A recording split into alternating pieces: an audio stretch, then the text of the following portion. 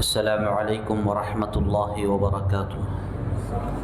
الحمد للہ الذی انزل علی عبده الکتاب ولم یجعل له عوجا، والحمد للہ الذی نزل الفرقان علی عبده لیکون للعالمین نذیرا۔ اما بعد، اعوذ باللہ من الشیطان الرجیم، بسم اللہ الرحمن الرحیم۔ یا ایہا الناس اتقوا ربکم الذی خلقکم من نفس واحدہ وخلق منها زوجها وبث منهما رجالا كثيرا ونساء واتقوا الله الذي تساءلون به والأرحام إن الله كان عليكم رقيبا۔ وقال تعالى في موضع آخر: يا أيها الذين آمنوا اتقوا الله حق تقاته ولا تموتن إلا وأنتم مسلمون۔ وقال: يا أيها الذين آمنوا اتقوا الله وقولوا قولا سديدا يصلح لكم أعمالكم ويغفر لكم ذنوبكم ومن يطع الله ورسوله فقد فاز فوزا عظيما۔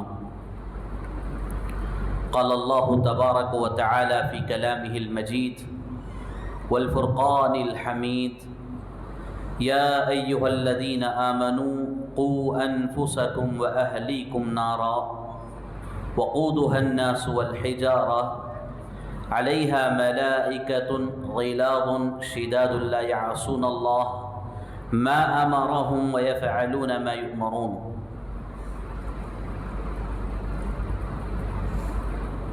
قابل احترام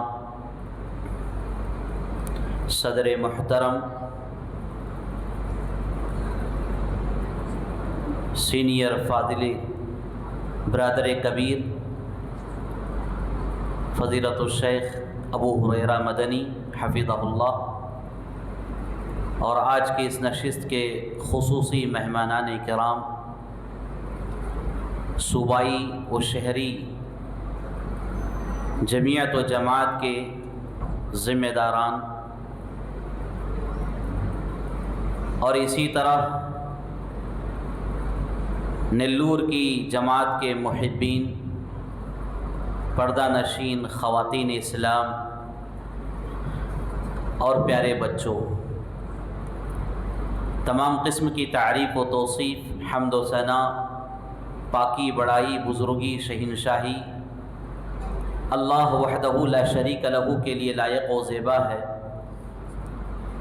جس نے مجھے اور آپ کو اشرف المخلوقات میں سے پیدا کیا، جس نے ہمیں عقل سلیم سے نوازا، اسلام جیسی بہترین نعمت سے نوازا۔ الغرض بے شمار درود و سلام نازل ہو سارے انبیاء کرام پر، بالخصوص شفیع المذنبین، خاتم النبیین، سید المرسلین، رحمت للعالمین، آمینہ کے در یتیم محمد الرسول اللہ صلی اللہ علیہ وسلم پر۔ حاضرین محفل، جیسا کہ آپ سب اس بات سے بخوبی واقف ہیں کہ اولاد کی اسلامی تعلیم و تربیت پر کچھ لب کشائی کا حکم دیا گیا ہے، اور آپ احباب کے سامنے اور ذی وقار علماء کرام کے سامنے تھوڑی سی جرأت کرتے ہوئے اس پر لب کشائی کرنا چاہتا ہوں۔ سب سے پہلی بات یہ ہے، اللہ رب العالمین کی بے شمار نعمتیں اللہ تعالیٰ نے ہمیں عطا کیا ہے۔ ان ساری نعمتوں میں ایک بہت ہی بڑی نعمت ہے اولاد، اور اولاد کی اہمیت، اس کی محبت، اس کی الفت وہ احباب بخوبی جانتے ہوں گے جنہیں اللہ رب العالمین نے اس نعمت سے انہیں محروم رکھا ہے۔ اور ہم سب رب العالمین سے دعا کرتے ہیں کہ اللہ تبارک و تعالی ہر ایک کو اولاد کی خوشیاں نصیب فرمائے، نیک و صالح، صحیح سالم، مطیع و فرما بردار، والدین کے حق میں صدقے جاریہ بننے والی اولاد اللہ انہیں بھی نصیب فرمائے جو محروم ہیں، آمین یا رب العالمین۔ تو اللہ رب العالمین کی ایک بہت بڑی نعمت ہے اولاد۔ اس نعمت کو حاصل کرنے کے لیے انبیاء علیہم السلام نے اللہ رب العالمین سے بے شمار دعائیں بھی کی ہیں۔ جیسے تاریخ اسلام میں سب سے پہلا نام سیدنا ابو الانبیاء ابراہیم علیہ السلام کا نام ملتا ہے۔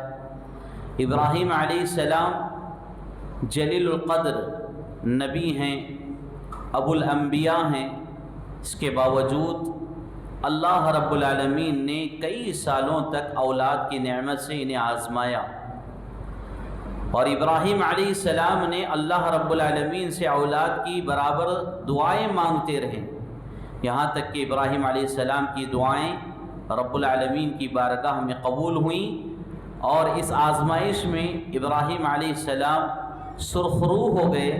اللہ تبارک و تعالیٰ نے انہیں اولاد جیسی بہترین نعمت عطا فرمائی۔ اسی طرح قرآن مجید میں ایک اور تذکرہ ملتا ہے حضرت زکریا علیہ السلام کا۔ زکریا علیہ السلام نے بھی اللہ رب العالمین سے اولاد کی دعا مانگی۔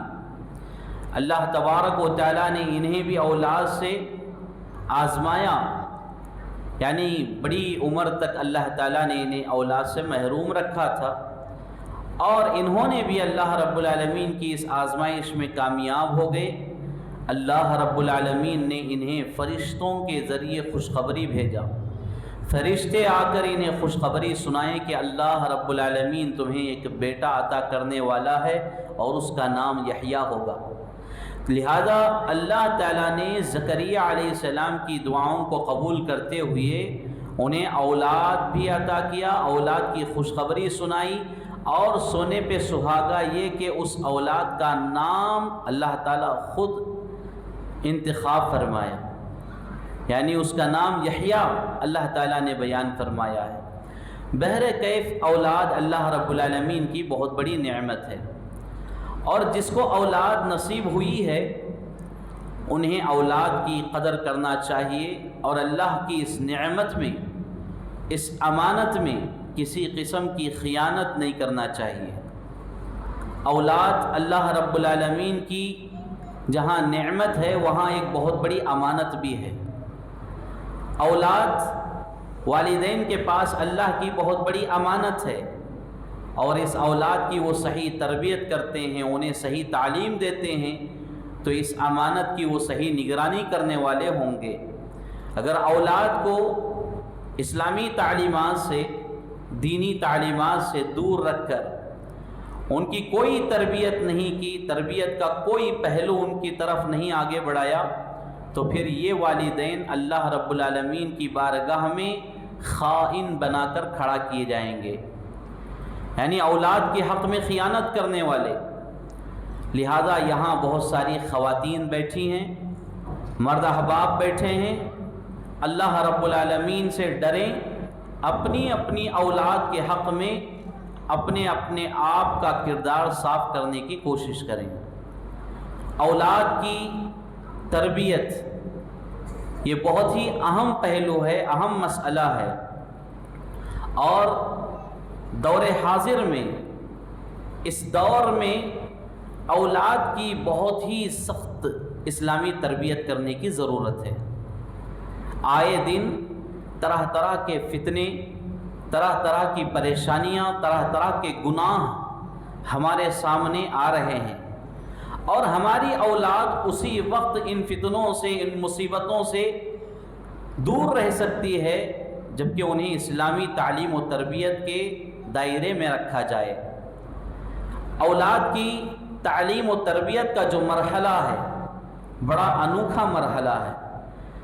اسلام میں اولاد کی تربیت پر بے شمار رہنمائیاں موجود ہیں، اتنی رہنمائیاں کہ ان رہنمائیوں کی وجہ سے فن تربیت کی بھی تربیت ہو سکتی ہے۔ اتنی رہنمائیاں اسلام کے اندر اولاد کی تربیت پر کی گئی ہیں۔ لہٰذا اولاد کی تربیت نہ ہی سستی سے کی جائے اور نہ ہی سختی سے کی جائے، بالکل میانہ روی اولاد کی تربیت میں برتنا چاہیے۔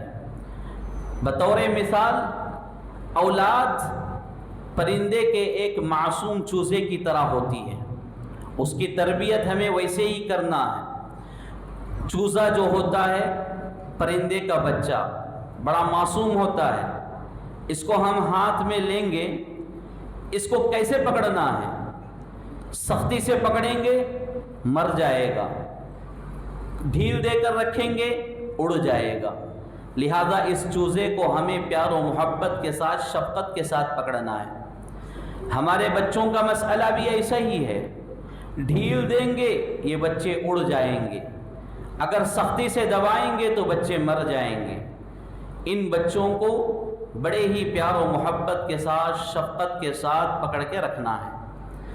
تو یہ مثال اپنے ذہن میں رکھیں، کیونکہ تربیت کے اولاد کے مسئلے میں یہ کردار بہت اہم ہے۔ جو والدین بچوں کے حق میں سختی کرتے ہیں وہ بچے ان کے مخالف نظر آتے ہیں، اور جو والدین بچوں کے حق میں سستی کے شکار ہیں، یعنی حد سے زیادہ انہیں ڈھیل دے دیے ہیں، تو ایسی اولاد خود ان کی نافرمان نظر آتی ہے۔ تو دونوں مسئلوں میں ہم غلطی کی طرف ہیں۔ صحیح راستہ یہ ہے کہ میانہ روی، اعتدال ہونا چاہیے، یعنی بچوں کو نہ سختی اور نہ ہی سستی، دونوں کے درمیان کا مرحلہ اختیار کریں، پھر اس کے بعد بچوں کی تربیت کریں، تو یہ بچوں پر کافی اثر انداز کرنے والی تربیت ہوتی ہے۔ اسلام میں اولاد کی تعلیم و تربیت پر بے شمار احادیث موجود ہیں، اور سب سے پہلی بات یہ کہ میں نے آپ کے سامنے سورۃ التحریم کی آیت نمبر 6 پڑھی ہے، جس میں اللہ تبارک و تعالی اہل ایمان سے خطاب کرتے ہوئے کہا کہ اے ایمان والو، تم اپنے آپ کو، اپنے اہل و عیال کو جہنم کی آگ سے بچاؤ، جہنم کی اس آگ سے بچا لو جس کا ایندھن انسان اور پتھر ہیں۔ کیا مطلب ہے؟ یہ سخت ترین عذاب دینے والی جہنم، جس میں آگ کئی گنا دنیاوی آگ سے کئی گنا زیادہ سخت ہوتی ہے، ایسے آگ سے اپنے آپ کو اور اپنے اہل و عیال کو بچا لو۔ اہل و عیال میں بیوی بچے سب شامل ہیں۔ تو بچوں کو جہنم کی آگ سے بچانے کے لیے سب سے پہلا قدم ہے ان کی اسلامی تربیت کرنا، اور اسلامی تربیت کے ساتھ ساتھ اسلامی تعلیم سے بھی انہیں واقفیت دلوانا۔ یہ دونوں چیزیں بہت اہم ہیں، اور بچے اسلام کی نظر میں بہت ہی اہم ہیں۔ رسول اللہ صلی اللہ علیہ وسلم بچوں کے ساتھ بڑی محبت کیا کرتے تھے، اور بچوں کے ساتھ آپ کا سلوک نہایت ہی اہم اور بڑا اچھا سلوک تھا۔ اسی طرح صحابہ اکرام میں سے ایک صحابی رسول کا بیان ہے، مجھے اچھی طرح یاد ہے رسول اللہ صلی اللہ علیہ وسلم ایک مرتبہ ایک ڈول سے پانی اٹھا کر اپنے منہ میں لیے اور میرے چہرے پر کلی کیے۔ بچہ کہہ رہا ہے، اس وقت میں 5 سال کا بچہ تھا، صحابی کہہ رہے ہیں کہ مجھے وہ کلی بہت اچھی سی یاد ہے، جس کلی کے ذکر کرتے ہوئے یہ صحابی بیان کر رہے ہیں کہ مجھے وہ کلی بہت اچھی طرح یاد ہے کہ رسول اللہ صلی اللہ علیہ وسلم نے ایک مرتبہ ڈول سے پانی لے کر اپنے منہ سے میرے چہرے پر کلی کیا تھا، اور اس وقت میں 5 سال کا بچہ تھا۔ کیا مطلب ہے؟ اللہ کے رسول صلی اللہ علیہ وسلم بچوں کے ساتھ مذاق بھی کیا کرتے تھے، کیونکہ بچے رسول اللہ صلی اللہ علیہ وسلم کو بہت ہی محبوب ترین لگتے تھے۔ لہذا اللہ کے رسول صلی اللہ علیہ وسلم نے بچوں سے کافی گہری محبت کی، اور اس طرح کے واقعات سیرت میں بے شمار ملتے ہیں۔ یہاں ایک نقطہ یہ معلوم ہو رہا ہے کہ بچوں کے ساتھ ہمیشہ محبت ہونی چاہیے۔ عام طور پر ہمارے بڑے بچوں سے نفرت کرتے ہیں، جب یہ بچے مسجد آتے ہیں کچھ شور شرابہ کرتے ہیں تو ہمارے بڑے احباب ناراض ہو جاتے ہیں، جبکہ رسول اللہ صلی اللہ علیہ وسلم کا عمل ان سے محبت کا تھا۔ تو بہرکیف اسلام میں بچوں کی بڑی اہمیت ہے، اور بچوں کی تعلیم و تربیت کے مسئلے میں رسول اللہ صلی اللہ علیہ وسلم نے بہت زیادہ زور دیا ہے۔ ابن عباس رضی اللہ عنہما بیان کرتے ہیں، ایک مرتبہ میں رسول اللہ صلی اللہ علیہ وسلم کے ساتھ سواری پر ان کے پیچھے بیٹھ کر سوار تھا، تو اس وقت رسول اللہ صلی اللہ علیہ وسلم نے مجھ سے کہا کہ اے بچے، میں تجھے چند باتوں کی نصیحت کرتا ہوں۔ سب سے پہلی بات اللہ کے رسول صلی اللہ علیہ وسلم نے بطور نصیحت عبداللہ بن عباس رضی اللہ عنہما کو یہ بیان کی کہ حقوق اللہ کا خیال کرو، اللہ کے جو حقوق ہیں ان کا خیال کرو، تم اللہ کو اپنے سامنے پاؤ گے۔ اور اسی طرح رسول اللہ صلی اللہ علیہ وسلم نے انہیں یہ تعلیم دی کہ جب کبھی تمہیں مدد مانگنا ہو اللہ سے مدد مانگو، جب کبھی تمہیں پکارنا ہے اللہ کو پکارو۔ کیا مطلب ہے؟ دیکھیے رسول اللہ صلی اللہ علیہ وسلم بچوں کی تربیت کیسے کر رہے ہیں۔ ابن عباس رضی اللہ عنہما بیان کر رہے ہیں، اس وقت میں بچہ تھا، رسول اللہ صلی اللہ علیہ وسلم بچپن سے ہی بچوں کی اس طرح تربیت کیا کرتے تھے۔ اور اسی طرح صحیح مسلم کی ایک روایت ہے جس میں عمر بن ابی سلمہ رضی اللہ عنہ بیان کرتے ہیں، میں ابھی چھوٹا بچہ تھا، رسول اللہ صلی اللہ علیہ وسلم کے ساتھ کھانے کے لیے بیٹھا تھا، اور کھانے کے درمیان میرا ہاتھ ادھر جا رہا تھا، تو رسول اللہ صلی اللہ علیہ وسلم نے بڑے ہی پیار و محبت کے ساتھ مجھے سمجھایا کہ اے میرے بچے، کھانا اپنے سامنے والے حصے سے کھاؤ اور اللہ کا نام لے کر کھاؤ، دائیں ہاتھ سے کھاؤ۔ تو کھانے کے مسئلے میں بھی رسول اللہ صلی اللہ علیہ وسلم نے بچوں کی تربیت فرمائی ہے۔ اور اسی طرح اللہ کے رسول صلی اللہ علیہ وسلم نے بچوں کے سامنے جھوٹ بولنے سے بھی منع فرمایا ہے۔ کیوں؟ اس لیے کہ بچوں کے اوپر جھوٹ کا بڑا سخت اثر پڑتا ہے۔ اس سلسلے میں سنن نبی داؤد کی ایک روایت یاد آ رہی ہے جو کہ حضرت عامر بن عبداللہ رضی اللہ تعالیٰ عنہ بیان کرتے ہیں کہ میں ایک مرتبہ اپنے گھر میں موجود تھا، جس وقت رسول اللہ صلی اللہ علیہ وسلم میرے گھر تشریف لائے، تو میں گھر کے باہر کھیل رہا تھا، اتنے میں میری والدہ نے مجھے آواز لگائی، کوئی چیز دینے کے لیے والدہ نے بلایا، تو رسول اللہ صلی اللہ علیہ وسلم نے میری والدہ سے پوچھا کہ تم اس کو کیا دینا چاہتی ہو؟ تو والدہ نے کہا کہ میں میرے بچے کو کھجور دینا چاہتی ہوں۔ تو رسول اللہ صلی اللہ علیہ وسلم نے کہا کہ ٹھیک ہے، اگر تم کھجور دیتی ہو تو اچھی بات ہے، بچے کو صرف بلایا اور کوئی چیز نہیں دیتی تو پھر تمہارے دفتر میں ایک جھوٹ لکھ دیا جاتا۔ یعنی رسول اللہ صلی اللہ علیہ وسلم تربیت کا پہلو یہاں نمایاں کرتے ہوئے یہ سبق دے رہے ہیں کہ بچوں کو جھوٹی امیدیں بھی نہیں دلانا چاہیے۔ عام طور پر ہم بچوں سے کوئی کام کروانا ہوتا ہے تو گھروں میں کیا کرتے ہیں، بیٹا یہ لو، اے بیٹے تمہیں یہ دے رہا ہوں، ادھر آؤ۔ بچہ جیسے ہی آتا ہے اس کو پکڑ کے 2-3 مار دیتے ہیں۔ یعنی پہلے کچھ دینے کی حرص، کچھ دینے کی آس ان کے دل میں بٹھاتے ہیں، پھر وہ قریب آنے کے بعد انہیں پکڑ کر 3-4 مار دیتے ہیں۔ تو یہ تربیت کا بہت ہی غلط پہلو ہے۔ رسول اللہ صلی اللہ علیہ وسلم نے ایسا کرنے سے منع فرمایا ہے۔ بچوں کے سامنے نہ ہی جھوٹی باتیں کی جائیں، بچوں کے سامنے نہ ہی انہیں جھوٹی امیدیں دکھائیں، نہ ہی انہیں کچھ ایسی آس دلائے جو کہ آپ وہ کرنے والے نہیں ہیں۔ لہذا بچوں کے حق میں اس کا خاص خیال رکھنا ہے۔ میرے بھائیوں، تربیت کے مسئلے میں اسلام نے بہت ہی خاص خیال کیا ہے۔ بچوں کی تربیت کے سلسلے میں 5 مراحل کا تذکرہ ملتا ہے۔ 5 مراحل۔ پہلا مرحلہ، بچہ جب اپنی ماں کے پیٹ میں ہوتا ہے، یعنی ابھی حالت جنین میں، یعنی ماں کے پیٹ میں ہے، ابھی ولادت سے پہلے کا جو مرحلہ ہے، یہیں سے اسلام نے بچوں کی تربیت کا حکم دیا ہے۔ ماں کے پیٹ میں بچہ ہے تو اس کی کیسی تربیت کی جائے، لیکن اسلام اس پر ابھار رہا ہے، یہ بات آگے آئے گی۔ تو پہلا مرحلہ یہ ہے کہ ماں کے پیٹ میں جب بچے کے اندر روح ڈال دی جائے تو اس وقت سے لے کر ولادت تک کا جو ٹائم ہے، جو وقت ہے، یہ پہلا مرحلہ ہے بچوں کی تربیت کا۔ دوسرا مرحلہ ولادت کے بعد سے رضاعت تک، یعنی بچے پیدا ہونے کے بعد سے دودھ پینے کی جو مدت ہے اس وقت تک ایک مرحلہ ہے، یہ دوسرا مرحلہ۔ تیسرا مرحلہ ہے رضاعت سے لے کر 7 سال کی عمر تک، یہ تیسرا مرحلہ ہے تربیت کرنے کا۔ پھر 7 سال کے بعد سے اس کی جو آگے کی زندگی ہے، یعنی بلوغت ہے، بلوغت تک کا ایک مسئلہ، ایک مرحلہ ہے۔ پھر اس کے بعد آخری جو مرحلہ کا ذکر مل رہا ہے، بلوغت سے لے کر نکاح تک، یہ 5 مراحل اسلام میں بیان کیے گئے ہیں۔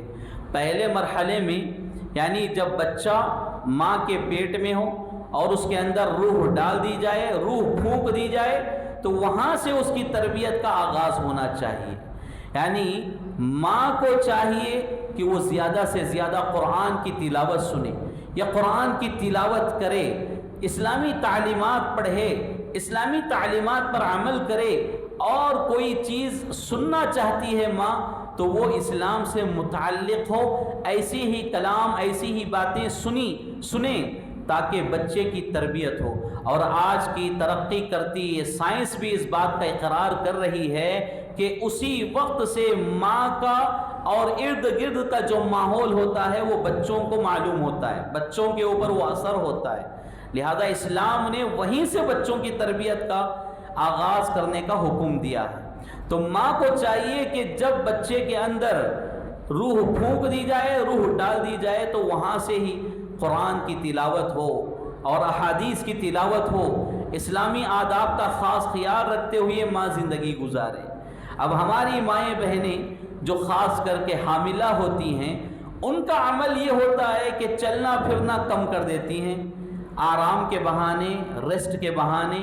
اب اس کے درمیان کیا کرتی ہیں؟ گھر میں ٹی وی لگائے اور پاکستانی ڈرامے شروع ہو گئے، اور کھیل کود، تماشے، ننگا پن، بے حیائی والی چیزیں، فحش گفتگو والی چیزیں گھر میں بیٹھ کر ہم ٹی وی پر، اسکرین پر دیکھ رہے ہیں اور اس کا مزہ لے رہے ہیں، اس سے لطف اندوز ہو رہے ہیں۔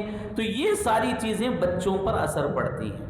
یعنی ماں بیٹھ کر جس طرح فلم بینی کرتی ہے، سیریلز وغیرہ دیکھتی ہے، اور ماں کی دلچسپی جس کام میں زیادہ ہوتی ہے، وہ اثر اولاد کے اندر وہاں شروع ہو جاتا ہے۔ اور یہی وجہ ہے کہ ہمارے بچے آج دیکھیے فلم اسٹار کے نقش و قدم پر چلنے کے لیے راضی ہیں۔ رسول اللہ صلی اللہ علیہ وسلم اور صحابہ کی زندگیوں سے انہیں کوئی واقفیت نہیں ہے، اور وہ یہ نہیں چاہتے کہ رسول کون ہے، صحابہ کون ہے، اس سے ہمیں کوئی لینا دینا نہیں ہے۔ انہیں فلاں خان کی ہسٹری معلوم ہے اور فلاں سنگھ کی، فلاں پٹھان کی، یہ ساری ہسٹری بیان کرتے ہیں جو فلم انڈسٹری میں کام کرتے ہیں۔ یہ نتیجہ کہاں سے آ رہا ہے اور یہ شوق ہمارے بچوں میں کہاں سے آ رہا ہے؟ یہ شوق پیدا کرنے والے سب سے پہلے والدین ہوتے ہیں۔ والدین کے اندر جب یہ شوق ہو تو بچوں کے اندر بھی یہ شوق آ جاتا ہے۔ لہذا تربیت کے پہلو میں سب سے پہلا مرحلہ جو ہے یہ بہت ہی اہم مرحلہ ہے۔ لہذا ہر خاتون کو یہاں یہ سبق مل رہا ہے کہ جب کبھی اللہ انہیں اولاد کی نعمت سے مالا مال کرنا چاہے، وہ حاملہ ہو جائیں تو فوراً قرآن کریم کی تلاوت کریں، قرآن کریم کو سنیں، اور ایک اچھے قاری کے نہج کو اپنا کر اس کا لب و لہجہ پسند کرتے ہوئے اسی کے حساب سے آپ سنتے رہیں تاکہ بچوں کے اوپر اس کا اثر پڑ سکے۔ اور تربیت کا دوسرا مرحلہ جو ہے ولادت کے بعد سے رضاعت تک کا مسئلہ، دودھ پلانے کا مسئلہ۔ میرے بھائیوں، آپ یقین مانیے دودھ پلانے میں بھی اسلام نے تربیت کا پہلو رکھا ہے۔ دودھ پلانے میں بھی ہماری مائیں یہ سب باتیں نہیں جانتی ہیں، کیونکہ انہیں فرصت نہیں ہے، دینی محفلوں اور مجلسوں میں بیٹھنے کا وقت نہیں ہے۔ جب بیٹھیں گے، سنیں گے تو یہ ساری باتیں معلوم ہوتی ہیں۔ اسلاف اکرام میں بعض تذکرے ایسے ملتے ہیں کہ بعض کی مائیں جب ان کی اولاد کو دودھ پلانا ہوتا ہے تو وضو کر کے دودھ پلایا کرتی تھی۔ سبحان اللہ، کیا ہی بہترین ادب ہے، کیا ہی بہترین تربیت ہے۔ آج ہماری مائیں اس ادب پر عمل کر لے، سبحان اللہ، کیا ہی اچھی بات ہوگی۔ اسلاف کی مائیں دودھ پلانے کے لیے وضو کیا کرتی تھیں، وضو کرنے کے بعد بچوں کو دودھ پلاتی تھیں۔ لہذا ان کی خواہش یہ ہوتی تھی کہ ہمارے بچوں میں کوئی غلط تربیت کا اثر نہ ہو، غلط پہلو پیدا نہ ہو جائے، ہمارے بچے نیک ہوں۔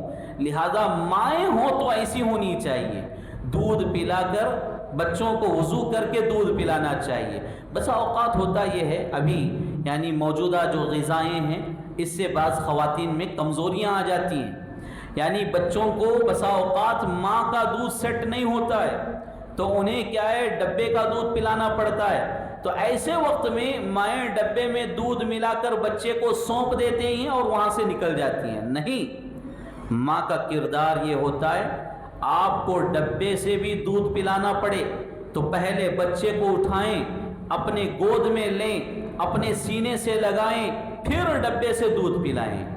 یہ ماں کی محبت ہے، اسلام نے بیان کیا ہے۔ ڈبے سے بھی اگر دودھ پلانا ہے تو بچے کو اٹھا کر ماں کو یہ فریضہ انجام دینا ہے، تبھی ماں اور اولاد کے درمیان اللہ تعالیٰ جو محبت رکھا ہے وہ محبت قائم رہتی ہے۔ شروع سے ہی ادھر ڈبہ تھما دیے ادھر گھر کے کام میں مصروف ہو گئے تو پھر یہ بچہ دھیرے دھیرے اس ماں سے دور ہی رہتا ہے اور دوری کو ہی پسند کرتا ہے۔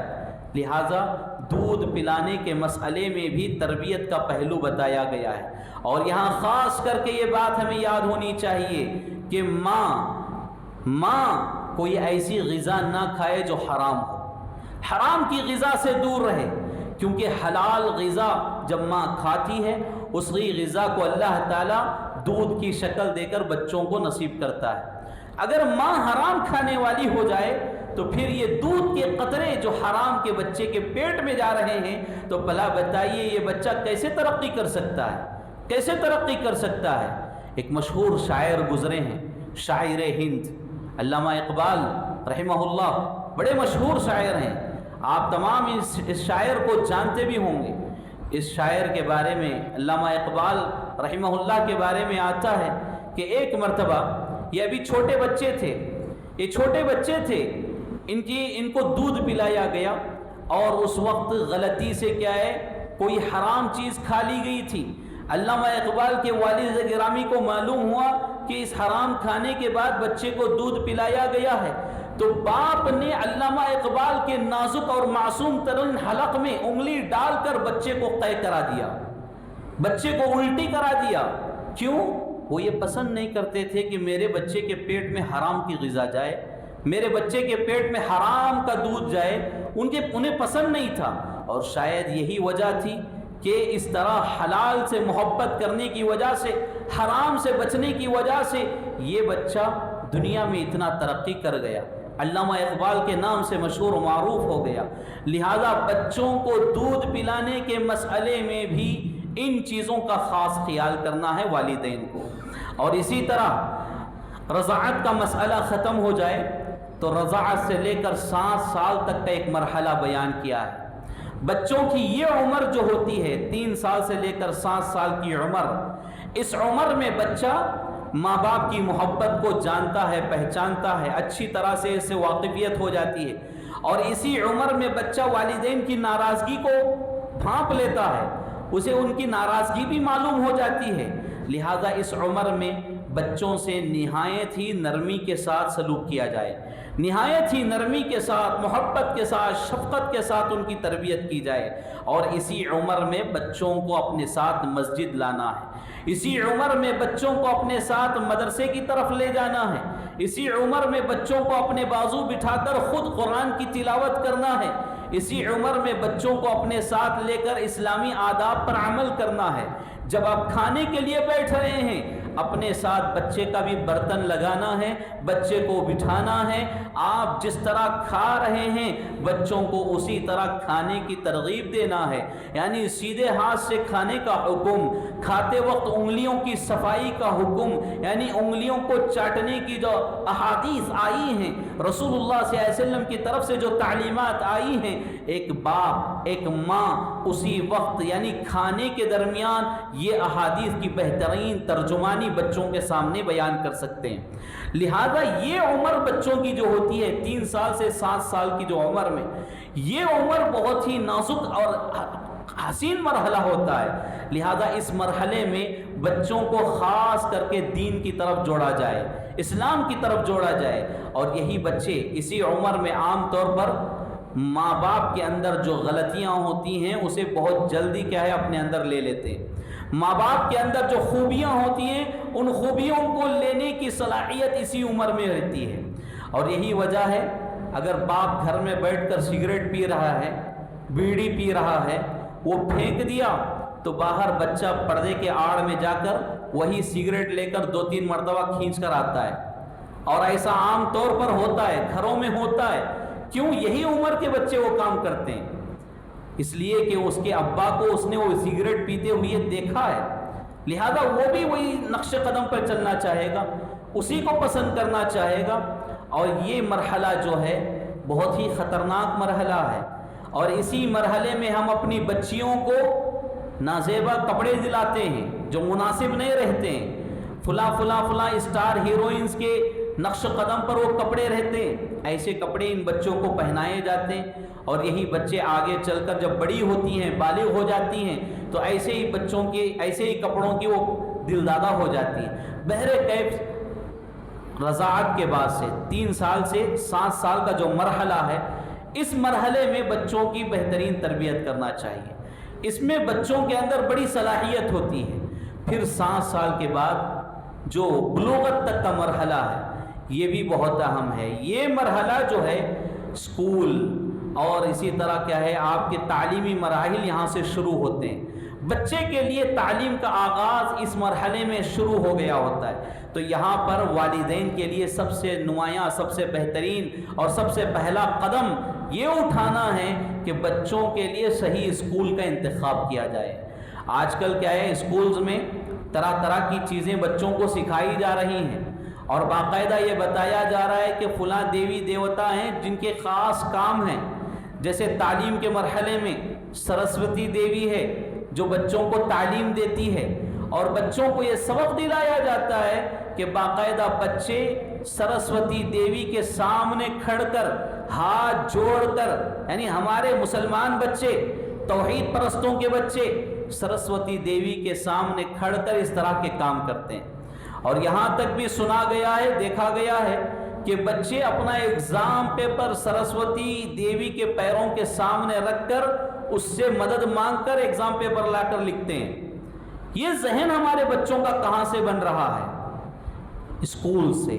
اور باقاعدہ اسکولز کے اندر ایسی تعلیمات پر آج زیادہ زور دیا جا رہا ہے.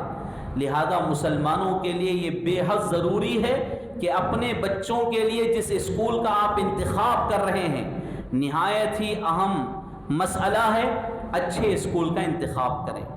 اور اسی مرحلے میں بچے غلط دوستیوں کے بھی شکار ہو جاتے ہیں. تو یہاں والدین کو دوستیوں پر بھی نظر رکھنا ہے، کیونکہ بلوغت کے قریب کی جو عمر ہوتی ہے یہ عمر بڑی نازک ہوتی ہے. شیطان اس عمر میں بڑی آسانی سے ان بچوں کو کیا ہے غلط راستے پر لگا سکتا ہے. اور اس عمر میں غلط دوست جب مل جاتے ہیں تو غلطیاں بے حد شروع ہو جاتی ہیں.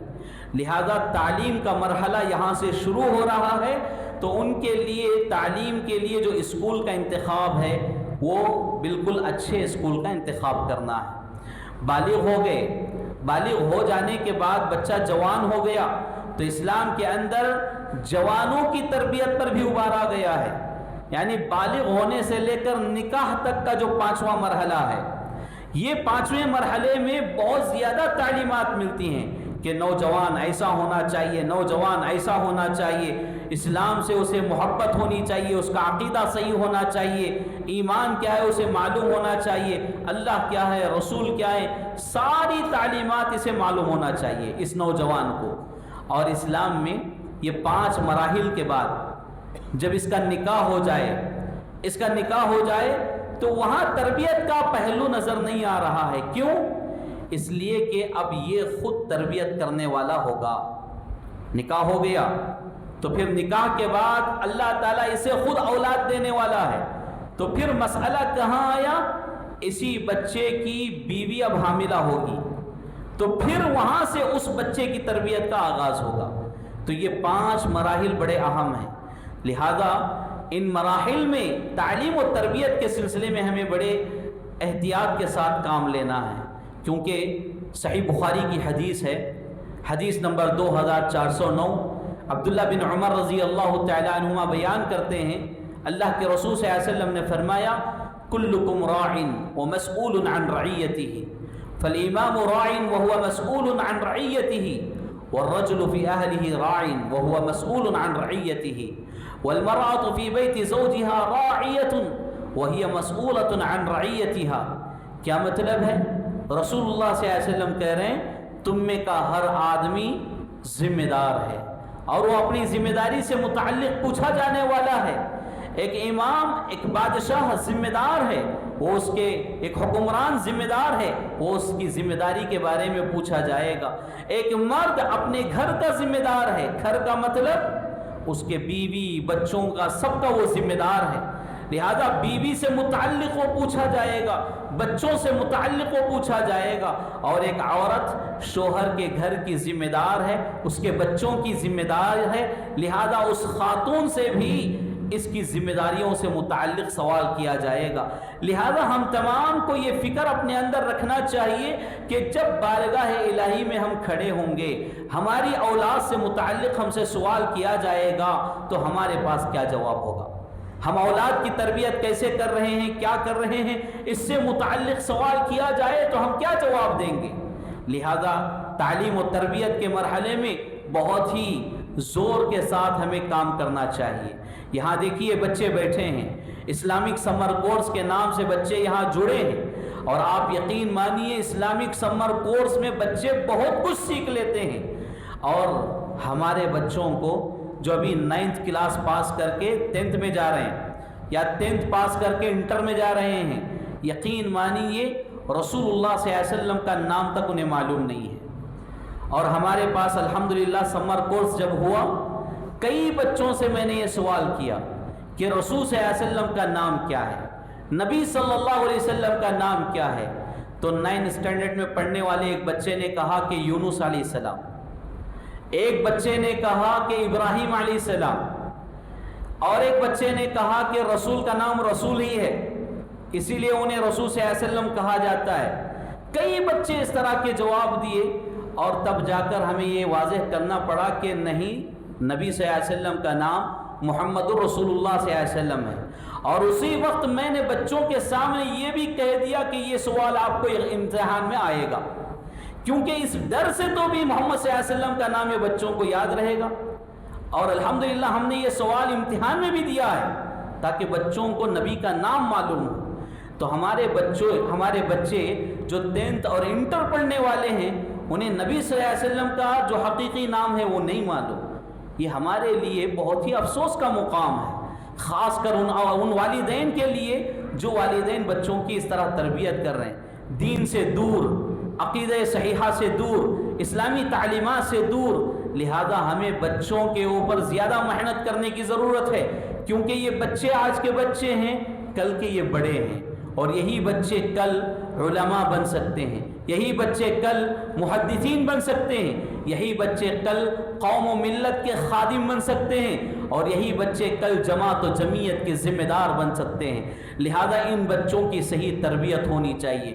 بچوں کی تربیت کے مراحل میں، پہلو میں سب سے پہلی تعلیم ہمیں انہیں اسلام کی واقفیت دلوانا چاہیے۔ اسلام کیا ہے، اسلام کسے کہتے ہیں؟ یہاں بیٹھی خواتین سب ان باتوں کو غور سے سنیں کہ بچوں کو سب سے پہلے اسلام کے بارے میں بتائیں۔ اسلام کیا ہے؟